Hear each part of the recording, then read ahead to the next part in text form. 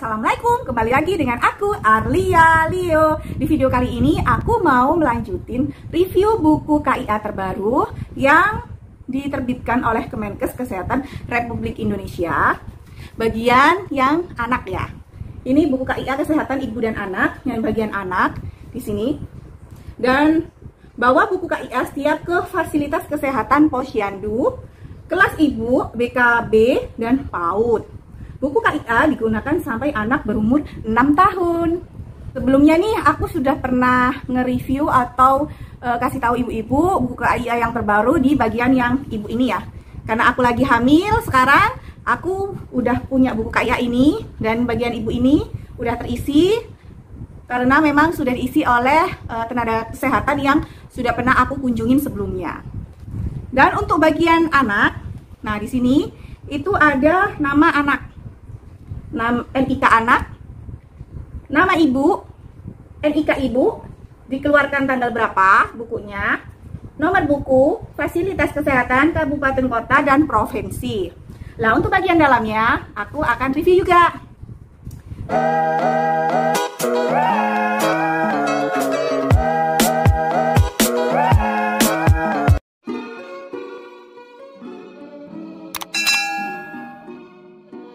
Ini dia penampakan buku KIA bagian anak.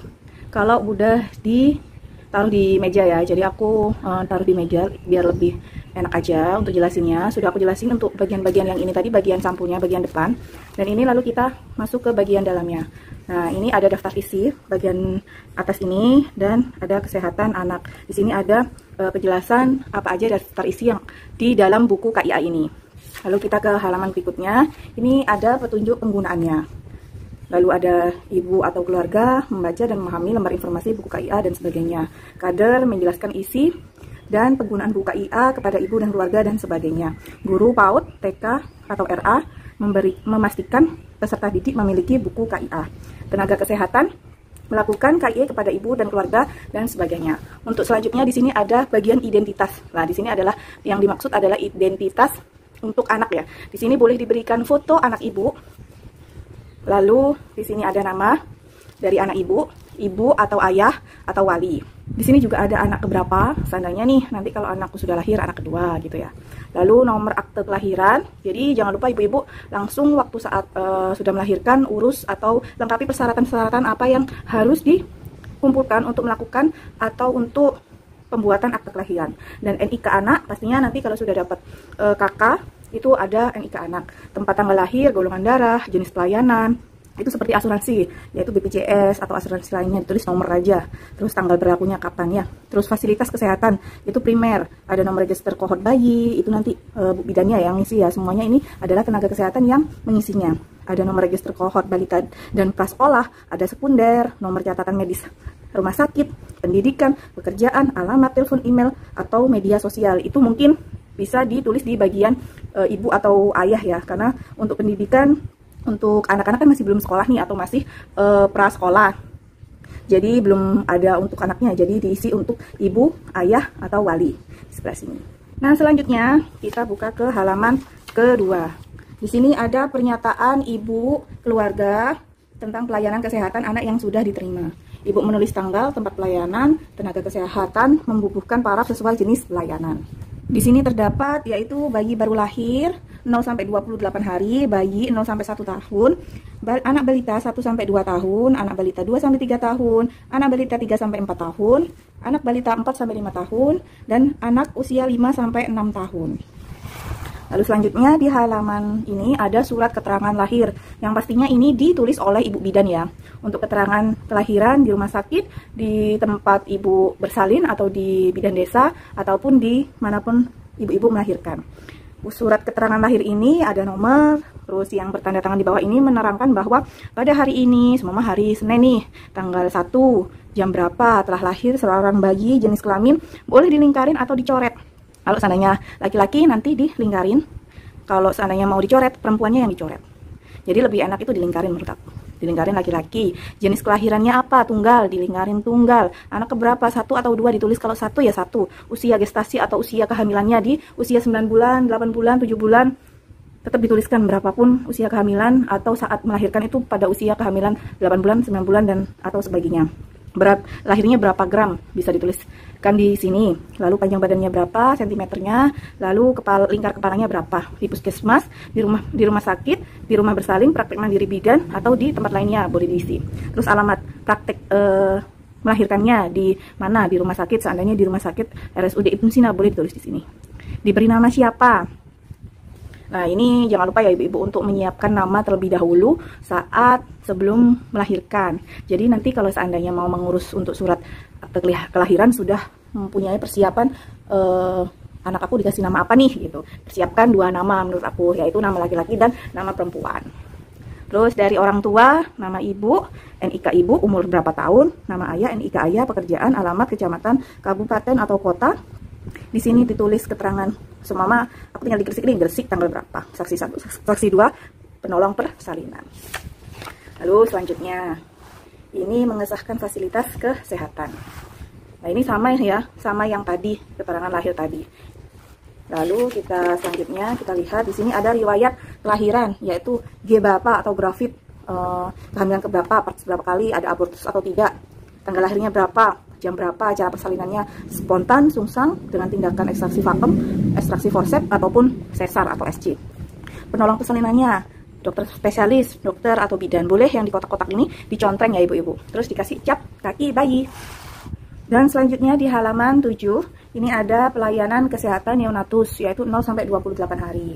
Nah, di sini ada kondisi saat 0 sampai 6 jam. Terus ada 6 sampai 48 jam, 3 sampai 7 hari, dan 8 sampai 28 hari.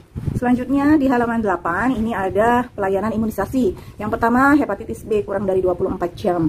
BCG, poliotetes, DBT, HB, HIB1, poliotetes 2, DBT, HB, HIB2, dan seterusnya sampai campak, rubella, MR, yaitu untuk bulan-bulannya sudah ada di sini ya mam. Jadi ibu-ibu, bunda-bunda, mama-mama semuanya bisa perhatikan untuk hepatitis di 0 bulan atau harus kurang dari 24 jam. Lalu yang kedua seperti BCG itu di 0 bulan dan juga 1 bulan, ada rentan waktunya. Jadi harus tepat waktu ya, kalau bisa tepat waktu. Karena apa? Itu demi ketepatan waktu untuk imunisasi di bulan-bulan selanjutnya. Lalu ada poliotetes di 0 sampai 1 bulan dan DPT HB HIB1 di usia 2 bulan dan selanjutnya sampai usia 2 tahun plus.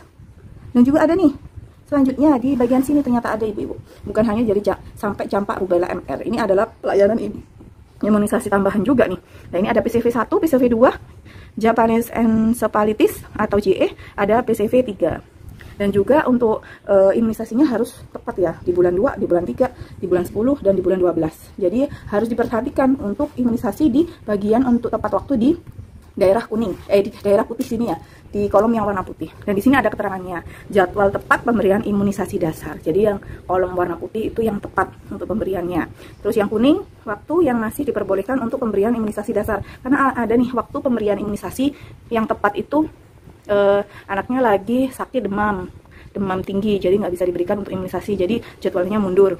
Nah untuk rentan waktunya itu bisa dilakukan di daerah bulan yang warna kuning ini boleh diberikan, jangan sampai lebih dari warna kuning ini ya. Lalu untuk yang merah yaitu waktu pemberian imunisasi bagi anak di atas 1 tahun yang belum lengkap, jadi itu untuk kelengkapan jadwal-jadwal atau imunisasi yang belum diberikan pada bayi ya, anak-anak kita. Terus yang hitam yaitu waktu yang tidak diperbolehkan untuk pemberian imunisasi dasar. Jadi tidak boleh diberikan ini semua. Jadi sesuai dengan usia dan ketepatan waktu. Jadi harus diperhatikan ya ibu-ibu untuk imunisasi untuk buah hati kita. Dan selanjutnya ada pelayanan SDIDTK. Nah ini yang mengisi pastinya juga tenaga kesehatan atau kader yang sudah ditunjuk untuk melakukan pelayanan SDIDTK. Itu ada checklist-checklistnya, pemantauan perkembangan buku KIA, hasil perkembangan sesuai umur dari usia 29 hari sampai 3 bulan, 3 sampai 6 bulan, 6 sampai 9 bulan, dan seterusnya sampai 5 sampai 6 tahun. Nah, selanjutnya ini ada PMB vitamin A dan juga obat cacing. Jadi ini perlu banget ya bunda-bunda untuk pemberian vitamin A dan obat cacing. Itu diberikan 1 tahun 2 kali, yaitu pada bulan Februari dan Agustus. Ingat-ingat ya bun, untuk pemberian vitamin A yaitu pada bulan Februari dan juga Agustus. Dan pemberian obat cacingnya biasanya juga dibarengkan sama pemberian vitamin A kalau di posyandu. Jadi ibu-ibu jangan skip untuk nggak ke posyandu. Lalu di sini kok ada kapsul vitamin A ada warna yang biru dan juga merah ya. Nah, itu juga ada pemberiannya Bun, ada perbedaannya. Untuk usia 6-11 bulan itu vitamin A untuk kapsul warna biru. Dan untuk usia 1-2 tahun itu vitamin A kapsul warna merah. Dan pemberian vitamin A dan juga obat cacing sampai usia 5 tahun. Dan selanjutnya di sini ada KMS. Nah, ini KMS untuk warna pink. Nah, ini untuk bayi atau anak usia baru lahir sampai usia 6 tahun itu untuk perempuan ya.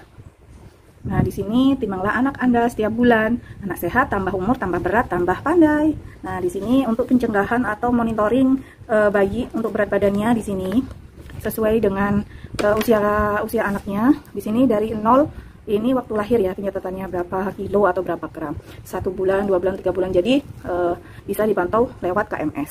Ada berat badan minimal kenaikan juga di sini atau KBM sesuai dengan usianya.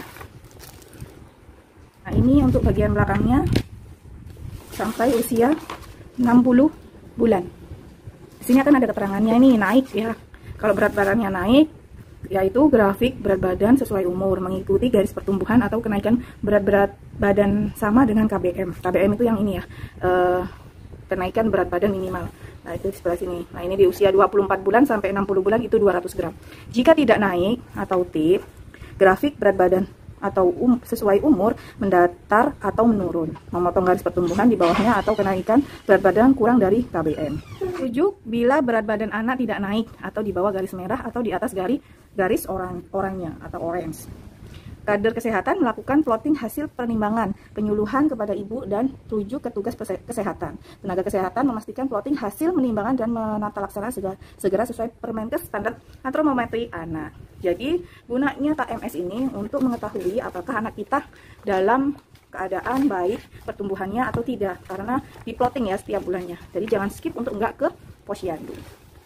Di sini ada grafik berat badan menurut umur anak perempuan usia 0-5 tahun diisi oleh tenaga kesehatan. Lalu selanjutnya di sini ada grafik panjang badan tinggi atau tinggi badan menurut usia anak perempuan 0-5 tahun dan diisi oleh tenaga kesehatan. Lalu grafik berat badan menurut panjang badan atau tinggi badan anak perempuan 0-5 tahun diisi oleh tenaga kesehatan. Dan grafik lingkar kepala anak perempuan 0-5 tahun diisi oleh tenaga kesehatan. Lalu selanjutnya di sini ada juga Bun sama KMS anak laki-laki, sama juga ada nama anak, nama posyandu, dan pengukuran KMS-nya sama juga yang seperti anak perempuan tadi, seperti ini. Belakangnya juga sama. Dan untuk selanjutnya juga sama, grafik berat badan menurut umur anak laki-laki 0-5 tahun, grafik panjang badan atau tinggi badan menurut umur anak laki-laki 0-5 tahun, grafik berat badan menurut panjang badan atau tinggi badan anak laki-laki 0-5 tahun, grafik lingkar kepala anak laki-laki 0-5 tahun. Dan selanjutnya di sini ada grafik indeks massa tubuh menurut umur 0-5-6 tahun dari anak laki-laki dan juga anak perempuan. Nah, di sini juga ada kartu menuju gigi sehat. Ini setahu aku di buku KMS yang dulu nggak ada. Ini untuk pemeriksaan gigi anak kita ya Bun ya. Ini penting banget karena di masa-masa usia anak yang sudah makan itu banyak banget gigi yang karies atau giginya banyak yang bolong ya. Terus di sini juga ada nama, pemeriksaan bulan tanggal, jumlah gigi ada berapa, terus berlubang, plak dan lain sebagainya. Ini pemeriksaan ke dokter ya pastinya untuk memastikan gigi anak kita sehat atau enggak. Jadi ada cara membersihkan gigi anak. Wah, ini penting banget ini untuk ibu-ibu. Anak usia 0-4 bulan, 1. Gendong atau pangku anak dengan 1 tangan. 2. Membersihkan gusi anak secara perlahan dengan kain atau lap basah yang dilingkarkan pada jari telunjuk ibu. Nah, seperti ini ya Bun. Jadi ada kain atau lap basah yang dibunter-bunterin diselimutkan ke jari kita. Lalu anak usia 6-12 bulan, yang pertama bersihkan gusi anak setelah diberikan makanan menggunakan kain atau lap basah. Yang kedua, bila gigi susu mulai muncul, bersihkan giginya dengan sikat gigi anak berbulu halus dengan pasta gigi anak tanpa pasta gigi. Selanjutnya ada ringkasan pelayanan MTBS. Ada ringkasan pelayanan dokter, ada 2 sama. Lalu ini surat rujukan jika ada kendala-kendala atau sesuatu pada anak kita. Selanjutnya ada kelas ibu balita, ibu ayah keluarga ikut kelas ibu balita. manfaatnya banyak banget. Dan juga ini sesuai dengan usia ya bun. Kelompok bayi usia 0 sampai 1 tahun, kelompok anak usia 1 sampai 2 tahun, kelompok anak usia 2 sampai 5 tahun. Bisa diikutin ibu atau bapak-bapak. Di sini ada pola asuh. Pola asuh bayi baru lahir sampai usia 1 sampai 5 tahun. Di sini juga ada perawatan bayi baru lahir 0 sampai 28 hari. Terus perawatan metode kanguru untuk bayi kecil di rumah seperti apa. Kondisi bayi baru lahir usia 0 sampai 28 hari. Wah, banyak banget di sini. Banyak banget pengetahuan yang harus ibu tahui sebelum mempunyai anak. Lalu selanjutnya ada pemantauan kesehatan bayi baru lahir 0 sampai 28 hari. Lalu kondisi bayi baru lahir 0 sampai 28 bayi di sini. Tanda bahaya pada bayi baru lahir apa aja sudah dijelaskan di sini. Wajib ibu-ibu semua untuk membacanya ya. Kondisi balita, tanda bahaya pada balita, warna tinja dan air kencing bisa di sini dijelaskan semua. Mulai dari dehidrasi baik, terhidrasi, dehidrasi. Nah, di sini pemenuhan gizi usia 6 sampai 28. Usia 6 sampai 23 bulan. Nah, cara membuat MPASI dari makanan keluarga. Semuanya di sini ada. Wah, ini lengkap banget ya, Bun. Lalu selanjutnya pemenuhan gizi usia 6 sampai 23 bulan juga sama.